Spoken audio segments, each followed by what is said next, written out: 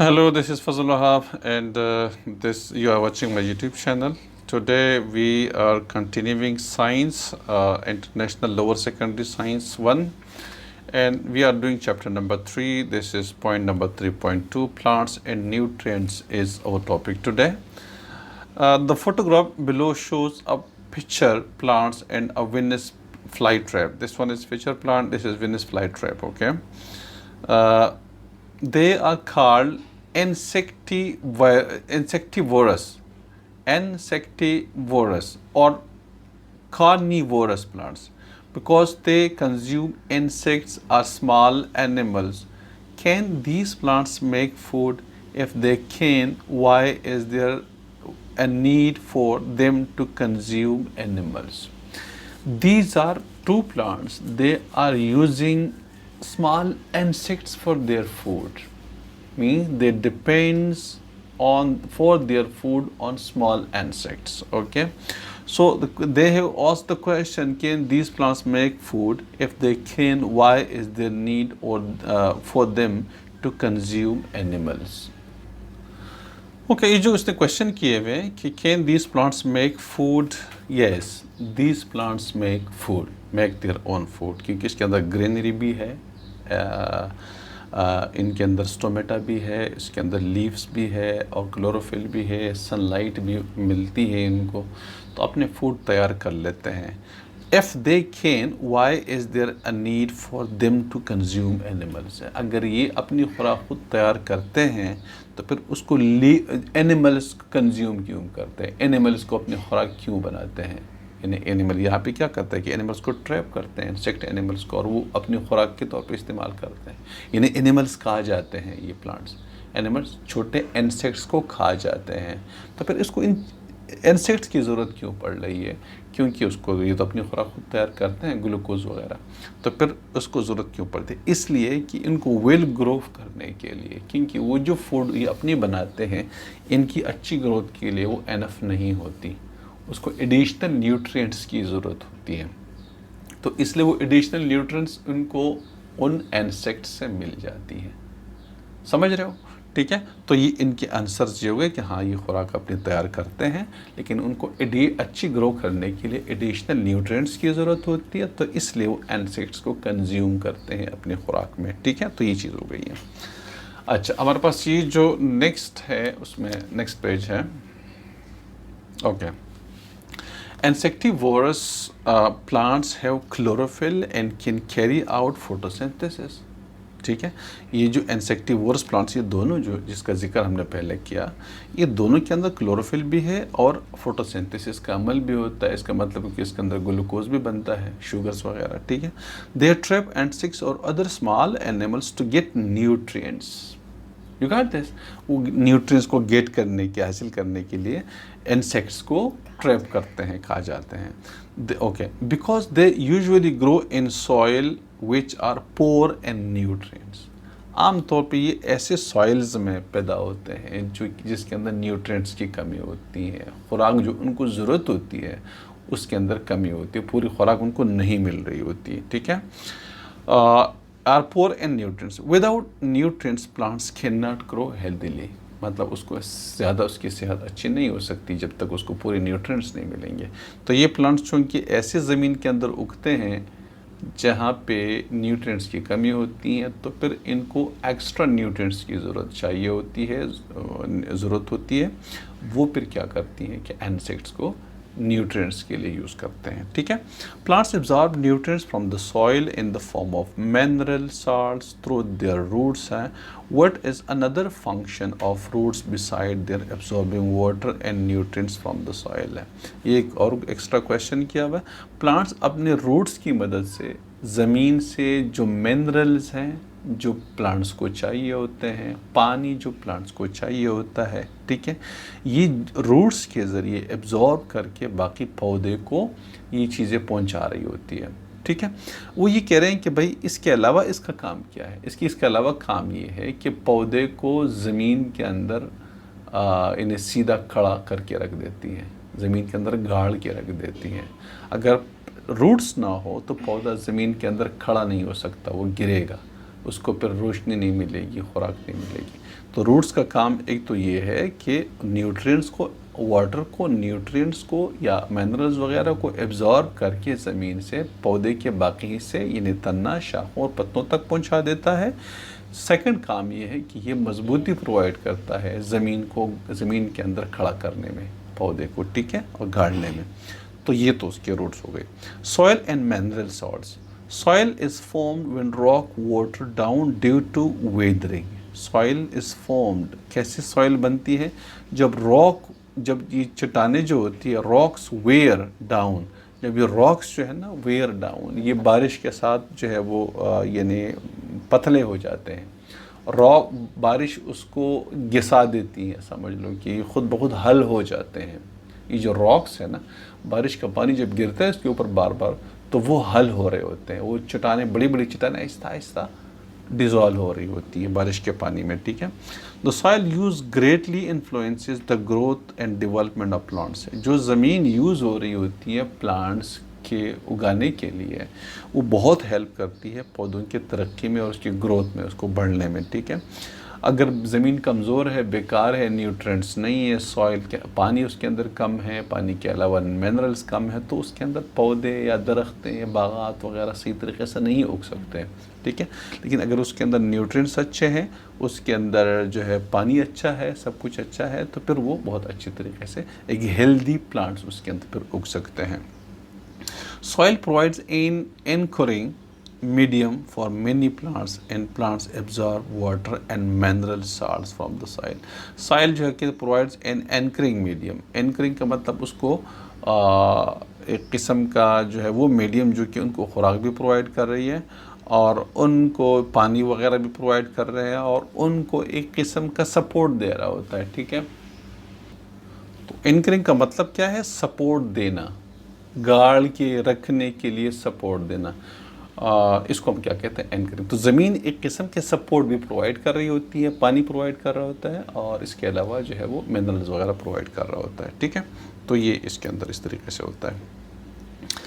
Okay, बाकी next जो page हमारे पास है इसमें ये आपको नज़र आ रहा है, ये वाले इधर से स्टार्ट हो रहा है। The type of soil usually found in the garden and loam which is a mixture of clay, sand and humus, ठीक है। ये जो इस तरह की जो ज़मीन होती है आमतौर पे गार्डन में पाई जाती है, ठीक है, जहाँ पे मिक्सचर ऑफ क्ले, थोड़ा सा क्ले टाइप का होता है, सैंड और ह्यूमस। एक ऐसी ज़मीन होती है जो प्रॉपर होती है किसी इसके लिए, सुटेबल होती है फसलों के लिए। क्ले, रेती और ह्यूमस थोड़ा सा इन्हें गीला गीला टाइप का जो होता है, ठीक है, चिपचिपा सा।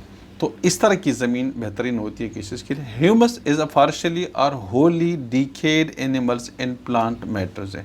ये जो ह्यूमस कहते हैं इसको हम किस चीज़ को कहते हैं? आमतौर पे उसके अंदर वो ज़मीन होती है जिसमें एनिमल्स या प्लांट्स का जो मैटर होता है ना वो थोड़ा सा गल सड़ चुका होता है। एक ऐसी ज़मीन जिसमें एनिमल्स और प्लांट्स वगैरह गल सड़ चुके होते हैं वो बेहतरीन ज़मीन होती है। अब नॉर्मली हम ऐसी ज़मीन को बनाने के लिए हम कैसे करते हैं? ऐसी ज़मीन के अंदर जो एनिमल्स का फुजला होता है ना, गोबर वगैरह, जो एक्सक्रेटरी प्रोडक्ट होता है एनिमल्स का, गोबर वगैरह, वो डाल दिया जाता है ऐसी ज़मीन तैयार करने के लिए।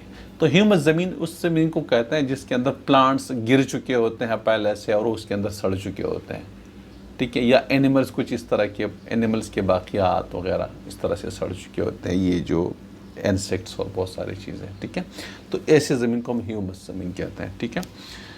तो कहते हैं कि plant matter loam can retain water as aerated and contain nutrients that make it suitable for plants growth है।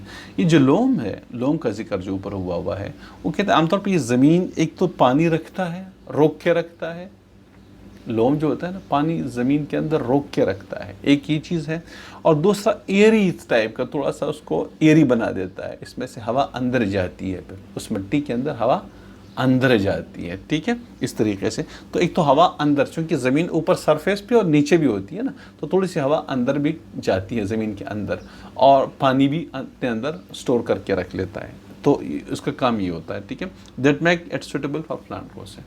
तो दोनों चीज़ें बहुत इंपॉर्टेंट है, ह्यूमस होना, क्ले टाइप का होना और लोम टाइप का होना।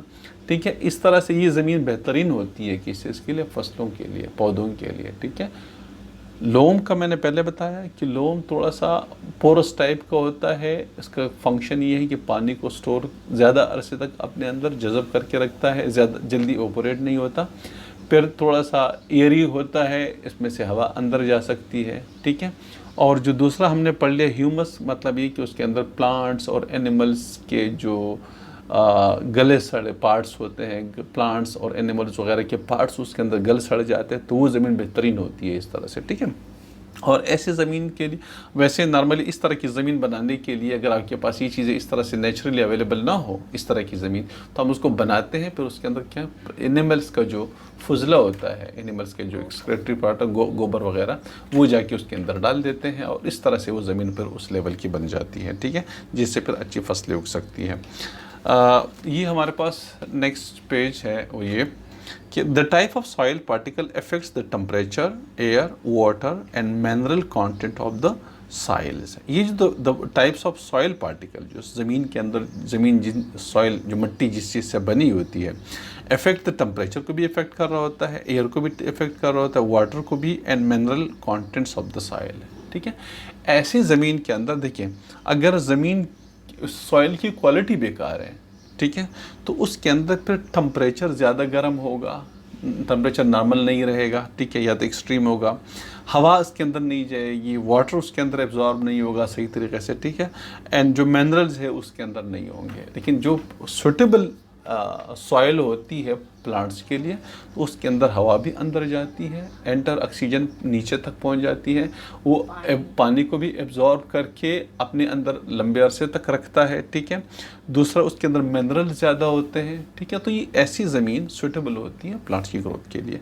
Not many plants can grow well in sandy soil as it doesn't retain water and mineral wells. अब जो सैंडी सॉइल है, रेतली ज़मीन जो होती है, चूँकि उसके अंदर पानी रुकता नहीं है, पानी आ गया तो थोड़ी सी धूप निकली, पानी उड़ गया। ठीक है, इस तरह से उसके अंदर मिनरल्स भी अच्छी तरह से नहीं होते, तो लिहाजा जो रेतली ज़मीन होती है उसके अंदर फसलें नहीं बन सकती, उग नहीं सकती सही तरीके से। क्लेवी और soil retain a lot of water and tends to become waterlogged. ठीक है, ये जो क्लेई टाइप के, जो मतलब जो कीचड़ टाइप की, दलदली इसको हम कहते हैं, दलदली ज़मीन जो होती है, उसमें बहुत सारा पानी जमा हो जाता है, जो कि रिक्वायरमेंट नहीं होती इतना सारी पानी जमा हो जाता है, तो ज़मीन को लॉक कर देते हैं। ठीक है ना, बहुत सारा पानी इतना आ जाता है कि उसमें फिर बंद नहीं जा सकता, दलदली सी बन जाती है, तो वो भी सही नहीं होती उसके लिए। ठीक है, it also has low air content है, ऐसे दलदली ज़मीन के अंदर फिर एयर नहीं जाती, क्योंकि पानी पानी होता है, तो एयर अंदर नहीं जाती। ठीक है, तो ये दस not many plants can grow in the soil which is too much clay, जहाँ पे बहुत ज़्यादा क्ले हो, कीचड़ हो, बहुत ज़्यादा दलदली हो, तो उसके अंदर प्लांट्स नहीं उग सकते सही तरीके से।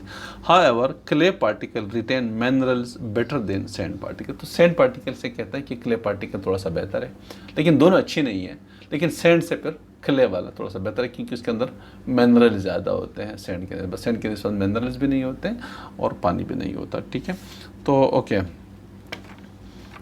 इसमें ये जो दिया हुआ है नीचे, ये different types of soil are needed by different types of plants. मुख्तलिफ प्लांट्स के लिए मुख्तलिफ़ किस्म की ज़मीन चाहिए होती है। देखिए, इसलिए जब भी आपने, जो ज़मींदार होते हैं, जो बाग लगाने वाले लोग होते हैं, पौधे उगाने वाले, फसलें उगाने वाले लोग होते हैं, अगर आपने कोई बाग लगाना है, माल्टों का बाग लगाना है, आम का बाग लगाना है, केले का बाग लगाना है, किसी और चीज़ का बाग लगाना है, तो बेहतरीन तरीका ये होता है कि आप उस मिट्टी को लेके, उस ज़मीन से, उस सॉइल से मिट्टी लेके लेबॉर्ट्री के अंदर लेके जाते हैं, उसको टेस्ट किया जाता है, और फिर वो किस फसल के लिए ज़्यादा मौजून है। उसके अंदर आम हो सकता है ज़्यादा अच्छा, उसके अंदर माल्टा ज़्यादा उग सकता, अच्छी तरह से उग सकता है, आलूचा, खुबानी, मतलब जो भी बाग, सेब वगैरह, या गंदम के लिए अच्छा है वो, ज्वार के लिए अच्छा है वो, किस चीज़ के लिए अच्छा है वो, उस ज़मीन किस चीज़ के लिए ज़्यादा सूटेबल है, वो लेबॉर्ट्री के अंदर टेस्ट करके आपको बताया जाता है कि भाई अगर आप उसके ऊपर ये फसल उगाएंगे, ये पौधा उगाएंगे, तो बहुत ज़्यादा अच्छा रिजल्ट दे देता है। ठीक है, तो हर मिट्टी जो होती है ना, वो डिफरेंट प्लांट्स के लिए डिफरेंट तरीके से रिएक्ट करती है। ठीक है। कोई एक प्लांट्स के लिए अच्छी ज़मीन होती है, दूसरे के लिए अच्छी नहीं होती, ठीक है। तो ये चीज़ होती है, इसलिए कह रहे हैं कि कहते हैं कि different types of soil are needed by different types of plants हैं। Most vegetables grow well in loamy soil while rice plants grow in a clayey soil, ठीक है। जो आमतौर पे जो सब्जियां अगर आप करते हैं तो लोमी सॉइल टाइप की हो, ठीक है, जो हमने ऊपर पढ़ लिया, उस तरह की सॉइल जिसके अंदर ऑक्सीजन भी अंदर जा रही होती है, पानी ज़्यादा रिटेन हो रहा होता है, दलदली टाइप की ना हो, लोमी टाइप की ज़मीन हो, ह्यूमस टाइप की, ठीक है। लोमी ह्यूमस टाइप की जो ज़मीन है वो आपके पास उस तरह की अच्छी होती है जिसमें ऑक्सीजन अंदर जा सकती है, पानी रिटेन कर रहा होता है। और जैसे चावल है ना, चावल के लिए क्लेवी टाइप की ज़मीन होती है, दलदली टाइप की ज़मीन जो है, ठीक है, तो उसके लिए ज़्यादा वो बेहतर होता है, ठीक है। It can retain a lot of water. Cacti grow well in sandy soil. जो कैक्टस होता है ना, वो ये जो आपके पास आ रहा है, ठीक है, तो ये किस चीज़ के अंदर, जो रेतली सरजमीन होती है उसके अंदर ज़्यादा तरीके से अच्छी तरीके से ये उग सकता है, ठीक है। तो ये हमारे जो है, मैं देखता हूँ कि फिर नेक्स्ट हमारा जो है वो फर्टिलाइज़र भी पढ़ लेते हैं, चैप्टर हमारा ख़त्म हो जाएगा, ठीक है। ओके, नेक्स्ट हमारा जो टॉपिक है वो फर्टिलाइजर्स का है, ये वाला है। अब mineral salts are nutrients for plants हैं। मिनरल साल्ट्स जो होते हैं ये प्लांट्स का न्यूट्रिएंट खुराक होती है प्लांट्स के लिए, ठीक है। They are needed by plant for healthy growth. One way of providing plants with nutrients is to add fertiliser to the soil. अगर आपकी ज़मीन पहले से नेचुरली ऐसे नहीं बनी हुई है जिसके अंदर न्यूट्रिएंट्स हो, पानी हो वगैरह चीज़ें, और उसके अंदर ऑक्सीजन अंदर जा सकती हो, तो फिर हम क्या करते हैं, ऐसे प्लांट्स में मैंने पहले बताया फर्टिलाइज़र्स ऐड कर देते हैं। वो एक मसनूई तरीक़ा है। उस जो हम फसल उगाते हैं उसके अंदर फर्टिलाइज़र डाल देते हैं, तो उस फर्टिलाइज़र्स के अंदर वो न्यूट्रिएंट्स भी होती हैं, उसके अंदर वो ऑक्सीजन भी होती है और सारी चीज़ें होती हैं, ठीक है। फर्टिलाइजर खाद एक नेचुरल खाद होती है, गोबर वगैरह। एक वो खाद है जैसे अमोनियम सल्फेट है, सोना यूरिया वगैरह, बहुत सारी खादें होती हैं। अब आपको कराची में रहते हैं तो आपको पता नहीं है, किसी ज़मींदार से पूछेंगे तो आपको ये बहुत अच्छी तरीके से बता देंगे। अमोनियम सल्फेट है और बहुत सारे हैं, सोना यूरिया है और पोटाशियम नाइट्रेट है और काफ़ी सारी चीज़ उसके नाम्स हैं, ठीक है। तो बहुत सारे होते हैं, लोग गांव में जाएंगे तो आपको पता चल जाएगा, ठीक है। There are two main types of fertilisers. एक ऑर्गेनिक फर्टिलाइजर है such as animal dung, compost, fish and bone meals are those that comes from living things. एक आपके पास ऑर्गेनिक फर्टिलाइजर है जैसे एनिमल्स का जो डंग होता है, ठीक है, समझ में आ रहा है ना। और compost, fish and bone meals आप दो, ये आपके पास नेचुरल, आपके पास लिविंग थिंग्स ये चीज़ें आती है। They gradually release mineral salts to the soil as decompose act to them. कहते हैं कि जब आप इसके अंदर डालेंगे तो जैसे जैसे आहिस्ता आहिस्ता उसके अंदर ये डिज़ोल्व होता जाएगा ना, तो फिर उसके अंदर ये न्यूट्रिएंट्स छोड़ देते हैं उस ज़मीन के अंदर, ठीक है। ओके, दूसरा हमारे पास है इनऑर्गेनिक फर्टिलाइजर, ये वाले, ठीक है। Inorganic fertilisers are man made fertilisers, इंसानों के बनाए हुए खादें होती है, ठीक है। Produce from chemicals and are hence called chemical fertilisers. Chemical से बनाए जाते हैं इसलिए इसको हम केमिकल फर्टिलाइजर्स कहते हैं, ठीक है। Chemical fertilisers contain various types of minerals salts essential for plants growth से। इस केमिकल फर्टिलाइजर्स के अंदर मिनरल्स होते हैं, साल्ट्स होते हैं, मिनरल साल्ट्स होते हैं जो कि प्लांट्स के लिए एसेंशियल ज़रूरी होते हैं, ठीक है। Some mineral salts are needed for leaf growth, कुछ जो है प्लांट्स की ग्रोथ के लिए, लीव्स की ग्रोथ के लिए, पत्तों के। अदर फॉर हेल्थी रूट्स हैं, कुछ रूट्स अच्छे बना देते हैं, एंड फ्लावर फॉर्मेशन, और कुछ जो है फूल अच्छे बना देते हैं। तो इस तरह के प्लांट्स के अंदर होते हैं। ये हमारा जो चैप्टर है ये ख़त्म हो गया, चैप्टर नंबर 3। नेक्स्ट वीडियो के अंदर इंशाल्लाह हम उसके जो क्वेश्चन आंसर है, इसकी जो एक्सरसाइज है हम इसको सॉल्व करेंगे, ठीक है। ये की पॉइंट्स वगैरह इसको पढ़ लीजिएगा, की पॉइंट्स भी बहुत ज़्यादा इंपॉर्टेंट होते हैं, इसका खुला समरी होती है, ठीक है। तो आज के लिए इतना ही, नेक्स्ट वीडियो के अंदर इंशाल्लाह फिर हम उसकी एक्सरसाइज करेंगे। Thank you.